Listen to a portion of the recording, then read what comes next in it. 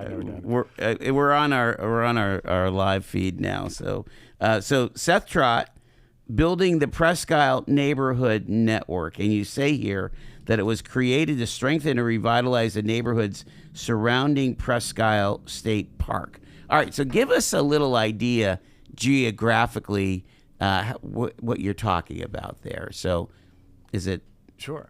Kelso? I mean, what is it all? Yeah, our footprint, we discussed this for quite a while, but we ended up drawing the lines at Pittsburgh Avenue over to Powell, and then from the lakefront back to about West 19th Street. So the train tracks that go along like West 19th, that's Sure. kind of where we drew the line. It's a pretty big area, huh?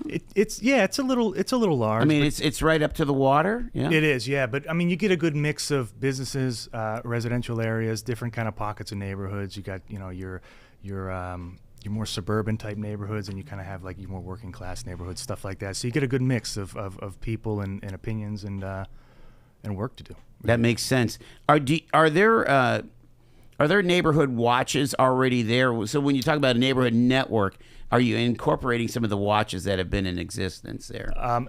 Yeah, so there are a couple of neighborhood watches. There's a few like HOAs and stuff like that, but Okay. Yeah. we're still trying to make some outreach toward them. Some of them have been around and kind of not doing as much as they used to. And Sure. So part of our mission is probably going to be to beef those up if we can, and get Well, people- it's hard for anybody to do volunteer work. I mean, you know how busy you are, right? Yeah, it's tough. It is tough, and a lot of the work that we do, I mean, all the work that we do right now for this for PIN is volunteer. So it's a lot of work, but we enjoy it. And So you talk about this is a HUD designated low to moderate income, and so even though there's mixture, and I'm sure there's some really nice homes, but this is generally working class area, right? It is, yeah, it is. It's actually, if you look at Mill Creek, it is the part of Mill Creek with the lowest household income. Okay. Are these two census tracts that we put together to kind of create our footprint,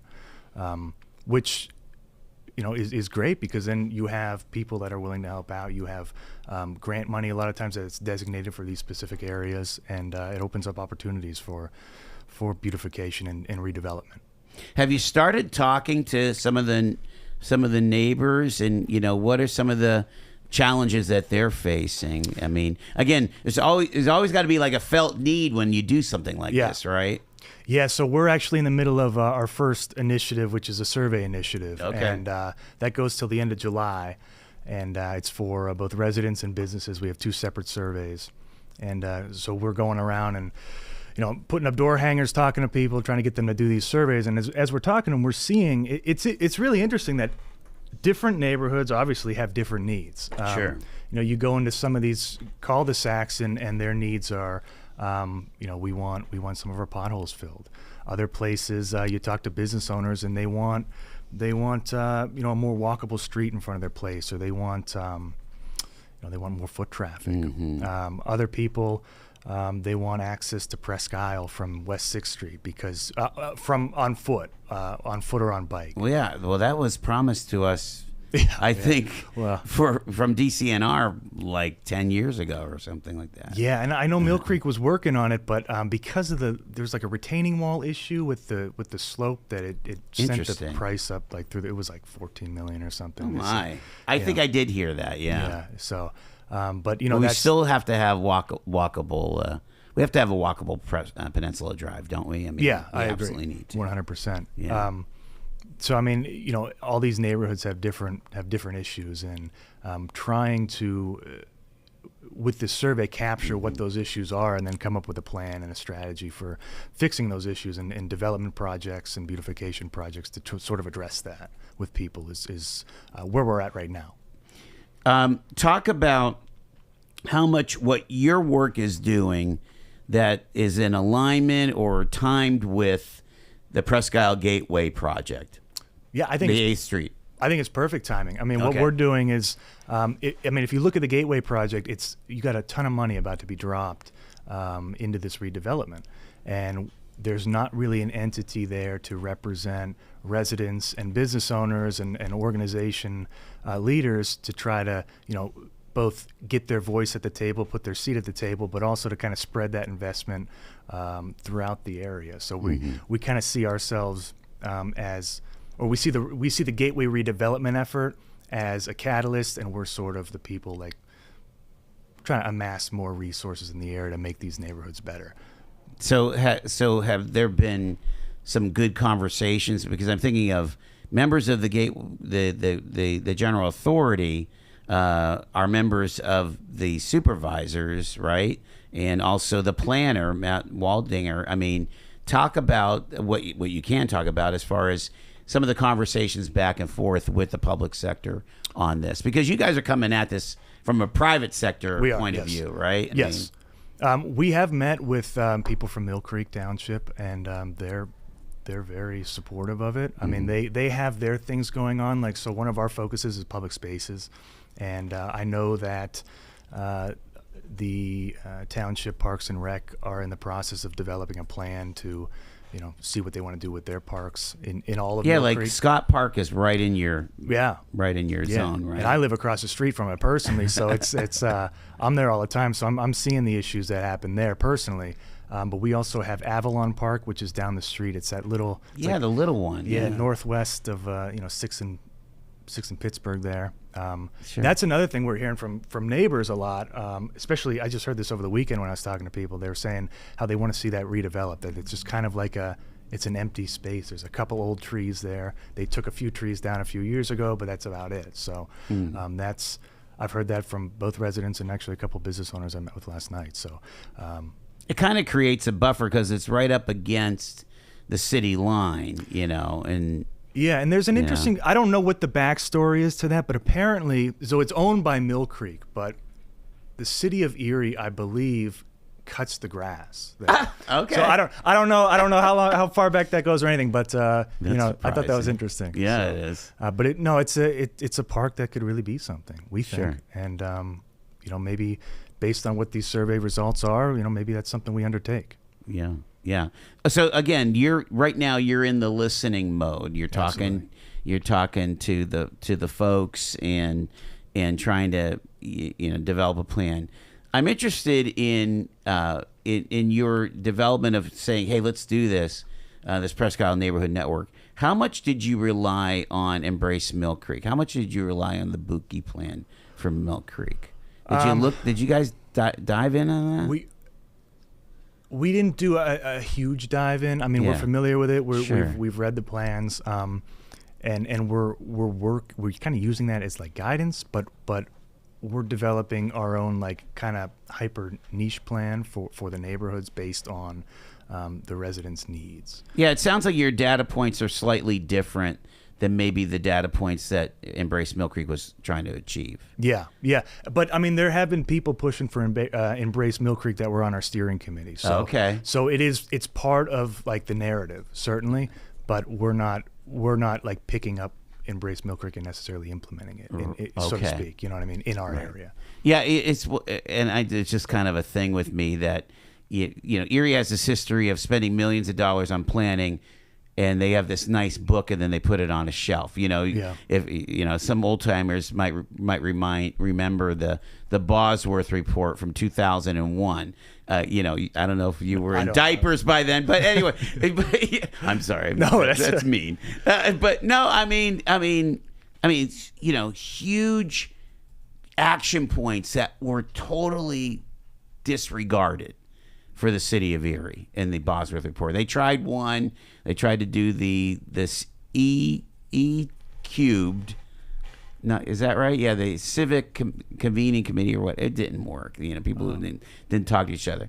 And so with Erie Refocus and with Embrace Mill Creek, which were both generated by the same consultant, the hope is that we will use those, and along with Emerge 2040 and some of the other planning that the individual authorities are doing, and so on, and maybe that the state did a plan, DCNR did a plan for a 50-year development plan for Presque Isle. Mm-hmm. Again, those things should all be informative of a community conversation, wouldn't you think? I mean, yeah, no, absolutely. I think when you look at these plans.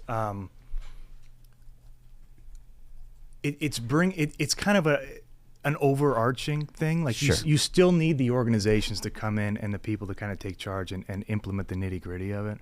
And right down to the minutia. Right. I mean, like you're saying, what are we going to do with Avalon Park? Absolutely. sure. Yeah.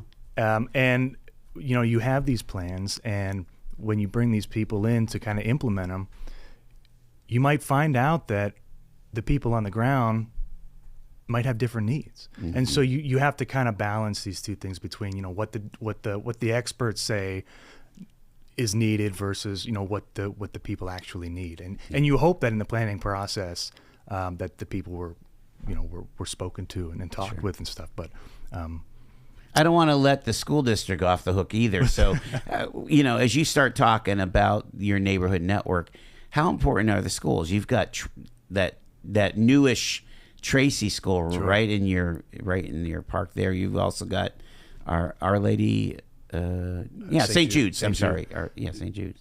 So Father Ross Maselli of St. Jude is on our board. Oh, cool. He's been a great help. Tracy School across the street, they have an excellent PTA board. Oh, cool. That we hope to use for a focus group. After these surveys, we're going to go and start doing focus groups to try to narrow down specific issues that you can't really capture in a survey result.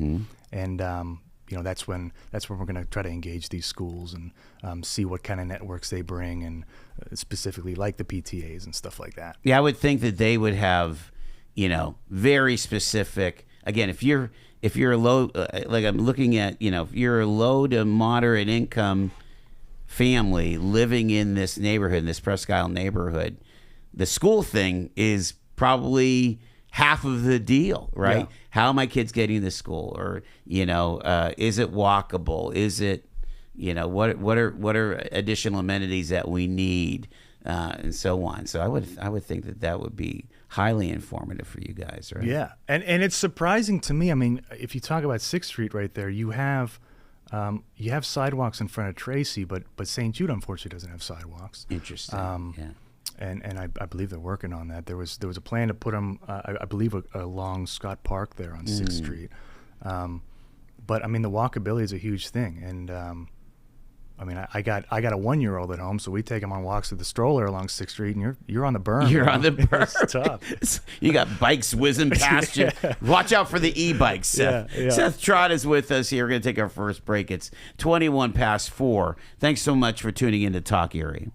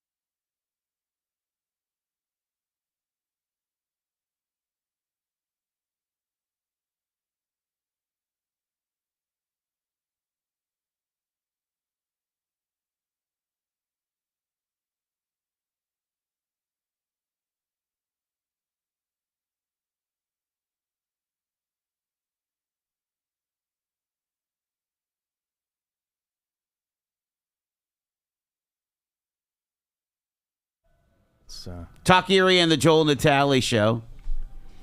We've got Seth Trott. He is the leader of the Presque Neighborhood Network. And Seth, there is a survey that you're encouraging folks from the neighborhood to fill out. And so tell them why, what's in it for them and how to find it. Yeah, absolutely. So our footprint is from Pittsburgh Avenue over to Powell, and then from the lakefront back to about the train tracks on West 19th Street.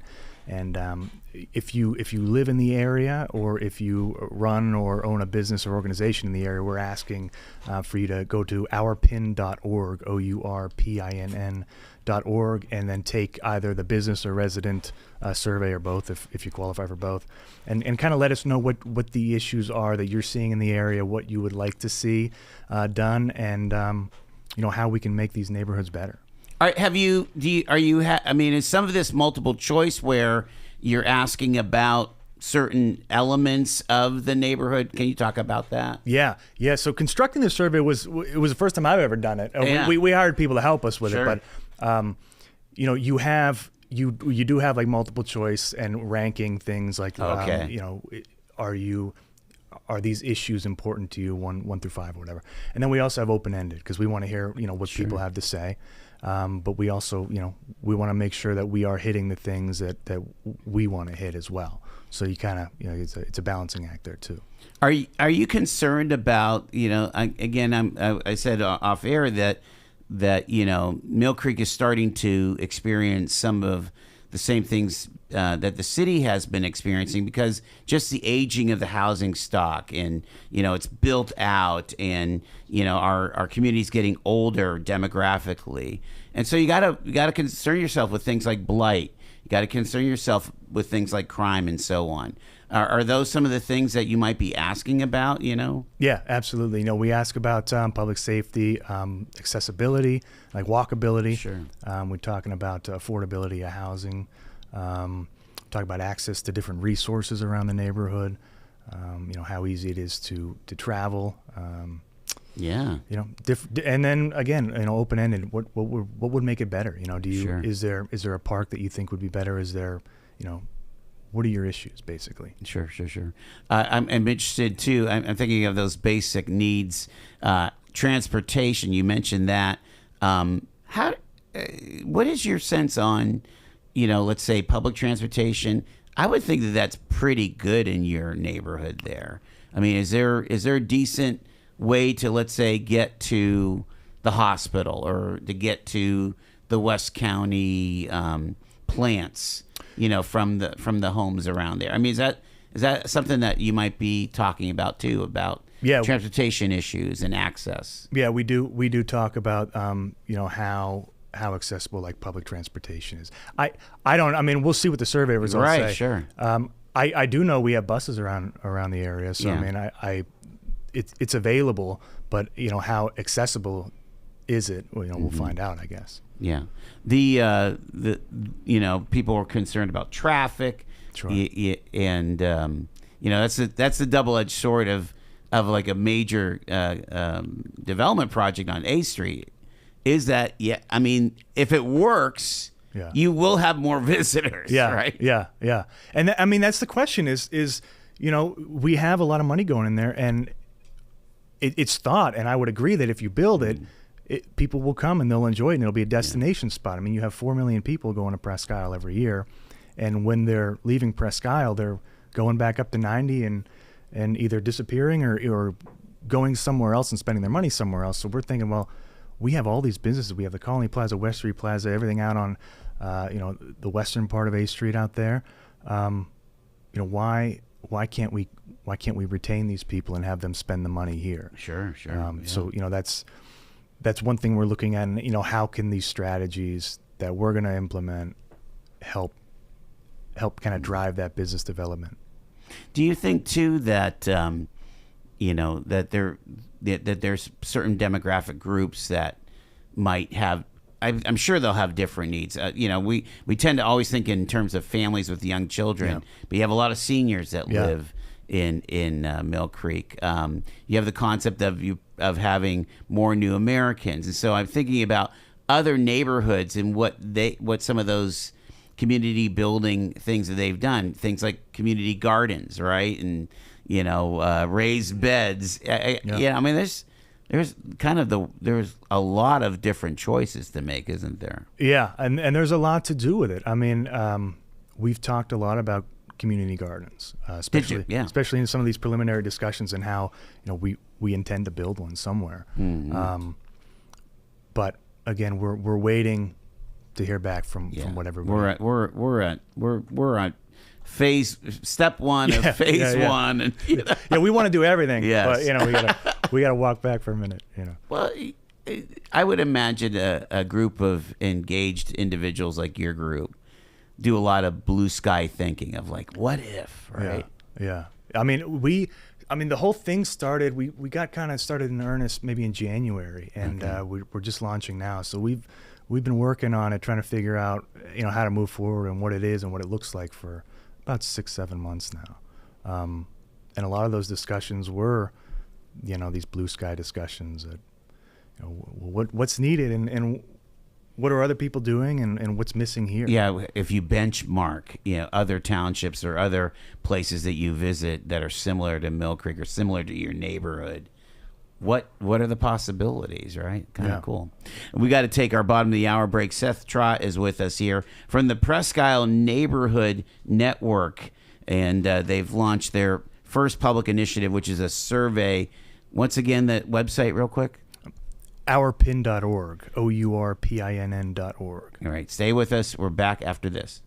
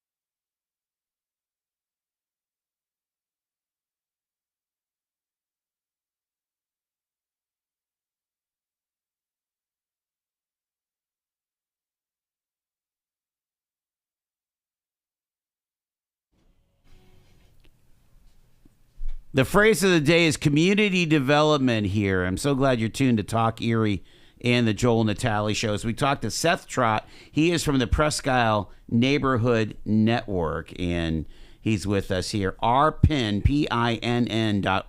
Correct, yeah. And you can, if you live in the neighborhood of the Presque Neighborhood Network, which is Pittsburgh to Powell, the tracks north to the water, yeah. Fill out that survey here. It'll be open until July 31st. You talk about community-driven development, and I want to kind of dig into that a little bit here, because one of the big complaints, even in Mill Creek, is, I didn't know anything was going on, and and nobody's listening to me. And of course, when you talk to those that are elected officials or in government, in the public sector, they're like, we had public hearings, we promoted them, we had a whole public input process. Is one of your goals just to really lower the threshold or the obstacles to really hear from neighbors? Yeah, no, absolutely. I mean, that's why we're starting the way we're starting with the survey. We want to get as many people involved in our projects as we can. I see the organization as, number one, sort of a convener. You're getting different stakeholders, different residents together, and then going out and trying to solve an issue that the residents or business owners have. But yeah, I mean, Yeah. Well, how do you resource this? Because, I mean, again, government has an ability to have taxes, have a budget or whatever. What will be your approach to say, hey, we want to do a community garden. It's going to cost us $20,000 just to buy 4x4 treated lumber or whatever, Yeah. No. You're going to do grants and stuff? Is that the plan? Grants, private development, as much as we can. Yeah. It makes sense. You mentioned places like the parks and things. If the parks need TLC, I don't know when the last time Scott Park, for example, got a major reno. I'm just not knowledgeable about it. Yeah. But last time I remember, it was kind of a little beat up. Yeah. Is that going to be your responsibility, or is that more you put on public pressure to say, hey, maybe we should not have broken implements in our park, or maybe we need to fix the backstop of the softball field, or what have you, I think a little bit of both, frankly. Okay. If there's something that falls into, Parks and Rec for Mill Creek, then, we'll kind of raise that issue. But I mean, at the same time, it doesn't prevent us from working with the township to help bring in resources. Mm-hmm. And I think that's also a key aspect of the organization of, a lot of times you can't get grants as a government. You have to get grants as a nonprofit. So nothing existed in the area. So then now we do. So now we are, this sort of pocket that can go out and help bring in some of this money for the area. That does open up a lot of possibilities, doesn't it? I mean, as far as like saying, other than asking some state agency like the township could do, you guys can go after some different buckets of money, I would think. Yeah, and there's a lot of money out there, not even locally, but nationally. Is you'll have grants from major corporations somewhere, in California or something, that they're looking to rehab parks or something like that, and we go out and we'll go for those. See if we can bring that money back to Mill Creek. There has to be some passion behind this. Why did you get behind this yourself? I mean, I live there.